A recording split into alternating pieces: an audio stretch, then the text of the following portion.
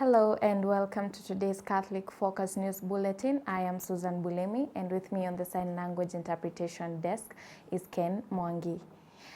We begin our bulletin today from the church whereby the Catholic Church in Kenya today held a Thanksgiving Mass in honor of the Auxiliary Bishop of the Archdiocese of Kisumu, Right Reverend Vincent Ouma Odundo, at his home parish of St. Joseph Nyabondo. The celebration, led by the Archbishop of Kisumu and Chairman of the KCCB, Archbishop Maurice Muhatia Makumba, brought together bishops, priests, religious men and women, and hundreds of faithful. During the Mass, Bishop Mark Kadima of the Catholic Diocese of Bungoma called on Christians to embrace gratitude, humility, obedience, and selfless service as essential values in living out their faith. Take a look. From other places, I don't know. But from these readings, there are three ways that you show your gratitude. Okay? The first one is be a blessing. To show gratitude, bless people. That you are there so that others can be blessed. If you are told, go to this place, stop complaining that that is not there, that is not there. It is not there because you are not there. Go there and your presence will be a blessing and it will bring what is missing. Am I clear? Kwenda kwenye umetumwa. Hapana pika kelele, eta hakuna sufuria huko, hakuna shuka, hakuna barabara. Go there, the road will come. Now, they have made the road here because someone accepted. Isn't it? Ama? So, you be a blessing. Bless people with your words, with your kindness, with your generosity, with your prayer. Bless everyone. That when you come, when you are there, people feel, oh, I'll have something. Hapana kula peke yako. Yeah. That is why today I have come from very far so that I can also eat something here. It's a blessing. It's a blessing. Know that always there is someone greater than you. There is someone better than you. Okay? And now, because of that, I don't want to speak so much to look as if I'm the only one who knows everything. Now, what is a bishop in our midst is like me, or what is it? If you you are a bishop, if you are not there to bless others, if you are not there to promote others, if you are not there to be a humble person.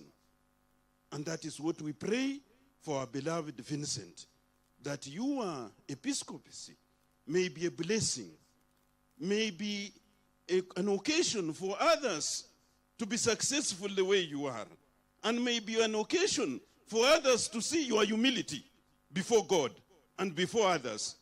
And may it also be the same for me. Thank you.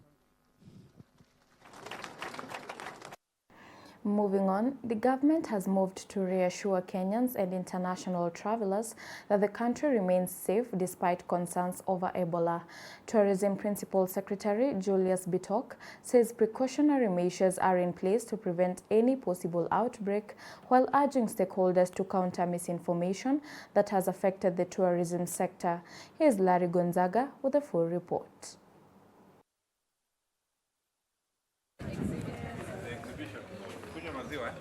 Speaking during the Kenya Association of Hotel Keepers and Caterers KAHC annual symposium in Malindi, government officials clarified that the establishment of quarantine and screening measures is part of the country's emergency preparedness plan and should not be interpreted as evidence of an Ebola outbreak in Kenya. I want to say that this has been a momentous day where we have met with the stakeholders.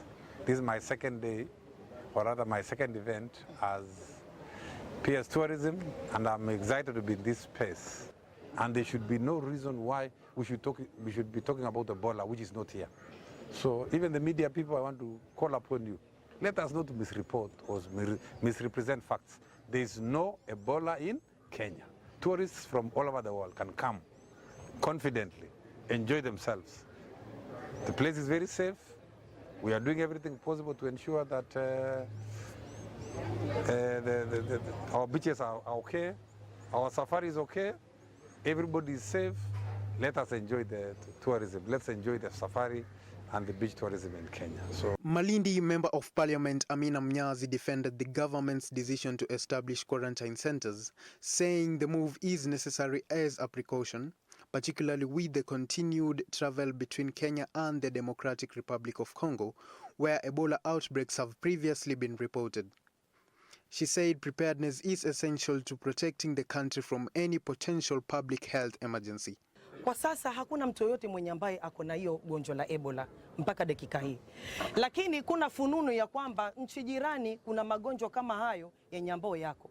Sasa sisi pia lazima tuangalie, kwa sababu nchi kama Kongo kuna Wakenya wetu wenye ambao wanapita Kongo wanaenda na kurudi all the time. Ndivyo ama sivyo hivyo? So kama wale Wakenya wetu safari hii wakija kwa matembezi yao, wakija kutembelea familia zao, na iwapo mmoja wao amepatikanwa na Ebola, mtu kama yule sisi tunampeleka wapi? So mimi na support kwamba kuwe kuna quarantine sites, centers, ya kwamba kama ule ugonjwa utaweza kuingia ndani ya Kenya, tuwe tuko na mahali pa kuweza kuhifadhi wale ambao watakuwa wamepatikanwa na ule ugonjwa.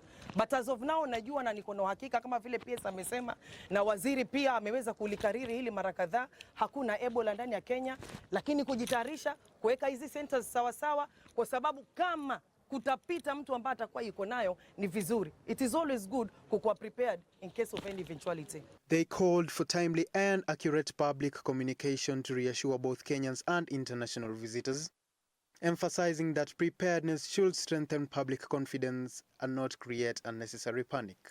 Protect our image. Wherever you are, build Kenya. Because as you said, we have no other place to go. Don't just kill the country by rumors. Reporting for Catholic Focus, I'm Larry Gonzaga. Motorcycles have become an essential means of transport in Kenya, helping people beat traffic, respond to emergencies, and keep time in their daily activities. In Busia County, the same mode of transport is now expected to improve service delivery at the grassroots level after ward managers received new motorcycles to enhance their field operations. Our reporter Maureen Kimani with more details. The Busia County Assembly has distributed motorcycles to ward managers in all 35 wards as part of efforts to strengthen service delivery and accelerate development across the county. The motorcycles, valued 7 million shillings, are expected to improve mobility, enabling ward managers to reach communities more efficiently, monitor development projects, and respond promptly to issues affecting residents. The 35 motorbikes are public assets which were bought with the public funds at a cost of 7,175,000. As the Director, Finance, Accounts and Supply Chain Management, I therefore urge each ward receiving a bike today, this is not a personal reward, but a tool of service. Observe government transport policies and guidelines at all times. Use it to deepen public participation as envisioned in Article 196 of the Constitution of Kenya. County leaders say the initiative is aimed at bringing government services closer to the people by ensuring officers can easily access every part of their wards and carry out their responsibility effectively. Leo tumekuja kuhakikisha kwamba changamoto kubwa kabisa ile ilikuwa kwamba iwezeshe hao kufanya kazi ya ward, kuweza kutembea kutoka point fulani mpaka point nyingine vile wametumwa na MCAs wao. Na ndio kwa sababu tumekuja kuzindua hizi pikipiki. Ward managers welcomed the move, noting that they have faced transportation challenges for years while relying on aging motorcycles purchased in 2013. They expressed optimism that the new motorcycles will improve their efficiency, reduce delays, and enhance the delivery of essential county services. Changamoto ambazo tumekuwa tukipitia pale mashinani kukutana na wananchi ni kwa sababu venye unaelewa ward iko na mambo mengi. Kuna watoto pale ambao hawajiwezi, saa zingine kunaweza kuwa pia na wagonjwa ambao saa zingine kukimbia kufika hospitalini ni shida. na ukiwa na hiyo pikipiki unaweza chukua huyo mgonjwa na umsaidie umpeleke pale hospitalini. So tumekuwa na hizo changamoto, na za zingine pia hiyo mambo ya oversight, kwa sababu roles za MCA ni legislation, oversight na representation. So kufanya oversight kwa miradi zote ambazo ziko ward na ward zetu ziko wide, inakuwa ni shida kuzunguka kwa hizo ward. So hizi pikipiki zitatuwezesha, at least unaweza kimbia ward mzima bila shida. As the new motorcycles hit the road, this marks the beginning of a new chapter in grassroots service delivery, with county officials better equipped to reach communities, monitor projects, and respond to residents' need more efficiently. Reporting for Catholic Focus, I'm Maureen Kimani. Away from that, a non-governmental organization is stepping up efforts to combat gender-based violence in Bungoma County through community awareness and training. The initiative is targeting elders, women and youth in Webuye East constituency to promote prevention and encourage survivors to seek help. Oliver Odero with a full report. Speaking after the one-day workshop, Students for Liberty Africa facilitator Shakila Maunda said cases of gender-based violence continue to increase, with some resulting in deaths. She urged survivors to report incident and seek the support and protection available.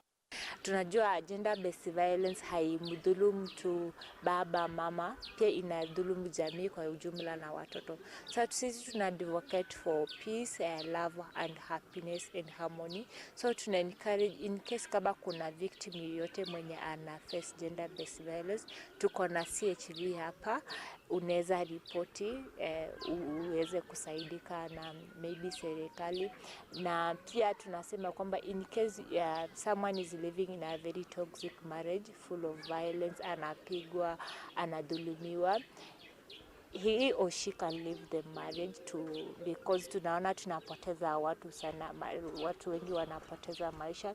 Na in Kenya recently tumeona especially wasichana, the women in the community are being killed, na hiyo ni sababu moja wapo ya gender based violence. So ni wito wetu kama jamii kwa ujumla kwamba let us stop gender based violence and promote a love and prosperous and harmony society. Men who attended the workshop, led by Ben Kasiangani, encouraged fellow men experiencing gender-based violence to speak out and seek assistance instead of suffering in silence. Wanaume ambao mnaona ya kwamba mnanyanyazwa katika ndoa, usijifiche katika nyumba uone ya kwamba ni aibu kuchieleza mbele ya watu. Kuja uwe wazi ili uone ya kwamba unapochieleza kuna mwenzako ambaye atakusaidia wazo na uone ya kwamba pia unakuwa comfortable katika ndoa yako. Kwa hivyo usijifiche kwa sababu ati wewe ni mwanaume. Participants also urged the government to help support the community by creating awareness programs to encourage and teach the children so as not to find themselves in such situations. They also proceeded to emphasize that children should remain in schools to avoid being caught up in such circumstances. Katika vijiji vyetu ambayo sisi tunaishi, tunakutana na mambo kama haya. Lakini sana tunaomba serikali ikaweze kutusaidia tukiweka mikutano kila mahali ili tufunze watoto wetu wasiingie katika maneno kama haya. Sisi kama wanandimi CBO huwa tunasaidiana kwa hali hiyo. Watoto wetu hawafai kukaa nyumbani ni kwa ajili ya kukosa fees ya shule. Kwa hivyo tunashikana mikono, tunachanga kama wanandimi CBO ili watoto wetu waendelee na elimu yao. Reporting for Catholic Focus, Oliver Odero. Taita Taveta Deputy Governor Christine Kilalo is calling for political unity and collective leadership to accelerate development across the county. Speaking during a public empowerment event in Voi, Kilalo urged leaders to set aside their differences and work together in the best interests of residents. Our reporter Gabriel Mokoma has the full details. Taita Taveta Deputy Governor Christine Kilalo has emphasized that unity among leaders is essential in driving sustainable development across the county. Addressing residents during an empowerment program in Voi Town, Kilalo said leaders must work together regardless of their political affiliations to ensure meaningful development reaches every part of the county. Tukishikana pamoja sote kuanzia ngazi ya juu ya serikali ya kitaifa mpaka ngazi yetu ya county, mpaka mashinani kwa mzee wa kijiji, mzee wa nyumba 10. Tukishikana sote kama viongozi, tukifuata huo msururu, hakuna jambo itatushinda. Maendeleo ya kina mama na vijana pamoja na wazee ni muhimu sana. Na siku ya leo tuko hapa kwa ajili ya kuungana na mama Sita na kazi ile amekuwa anafanya ya kushika mkono vikundi vya kina mama pamoja na wazee pamoja na vijana katika hali yao ya utendaji kazi ili waweze kusaidika katika maisha. Usaidizi tunaopata ni wa kutushika mkono tu ili kazi zetu tunazofanya ziweze kutusaidia. At the same time, the Deputy Governor urged leaders across the coast region to remain united and strengthen their cooperation in addressing regional challenges and promoting economic and social development. Kwamba ni muhimu region ama ukanda wa pwani washikane pamoja. Hii mambo ya kuwa kando kando haitatusaidia. Kura tunazo tuziweke pamoja, ziweze kutufanyia kazi ili yule ambaye ameamua kutusongeza karibu naye aendelee kuleta yale mambo tumeyatamani kwa miaka mingi sana. Gabriel Mwakoma, Voi, Taita Taveta. And back in the western region of Kenya, as the Tachoni community prepares for this year's traditional initiation season in August, elders in Bungoma County are accusing the county government of sidelining them in cultural matters. They are now calling on Governor Kenneth Lusaka to support the community's cultural activities. Let's take a look. Tumeona tu challenge kubwa ni kwamba mahali sinatengenezea watoto hawashireni. Isitosi, mahali tunaenda kutengeneza mchanga mingi imeharibiwa. Wanunuaji mashamba wanaenda wanapanda mahindi wanalima hiyo shamba. Vitabicha zetu pia zimejaribu kuharibiwa. Na tunaomba na ni kwa heshima kubwa kwa gavana yetu mpendwa, Honorable Your Excellency Governor Lusaka, Watachoni wanakuomba kwa unyenyekevu. Na tunakushukuru umekupatia waziri ambaye ni mtachoni, Bwana Dr. Wamamili. Tafadhali mliahidi kununulia sisi vitabicha kwa Bungoma County. Naomba kama ukamilishe hiyo neno ndio Watachoni wawe na registered vitabichas sisiharibiwe na watu wengine. Sisi Watachoni hapa Bungoma tumesarauliwa. Tukiomba kitu kutoka kwa serikali haioni kwamba sisi tunasarauliwa. Yaani huwa tunaambiwa tu nenda tutarudi, nenda tutakuja, lakini hawakuji. Serikali yetu ya kaunti haichawahi kutusaidia, imetusahau kabisa. Sababu tunapoomba usaidizi wanaahidi tu. Kwa hivyo tunawasihi kuwaomba ya kwamba watupatie usaidizi. Hasa vile mwenyekiti alisema mahali ambapo sisi tunapeleka watoto Jondoni, hatuna nafasi, watu wamelima wamemaliza. And that story right there from Bungoma County brings us to the end of today's Catholic Focus News Bulletin.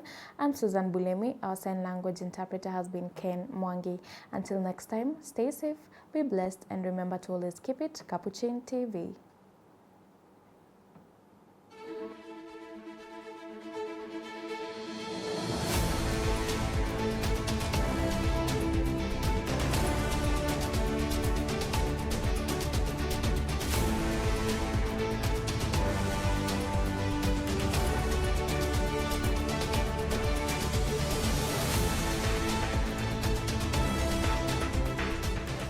Keep watching Capuchin TV, your staunchly Catholic identity channel.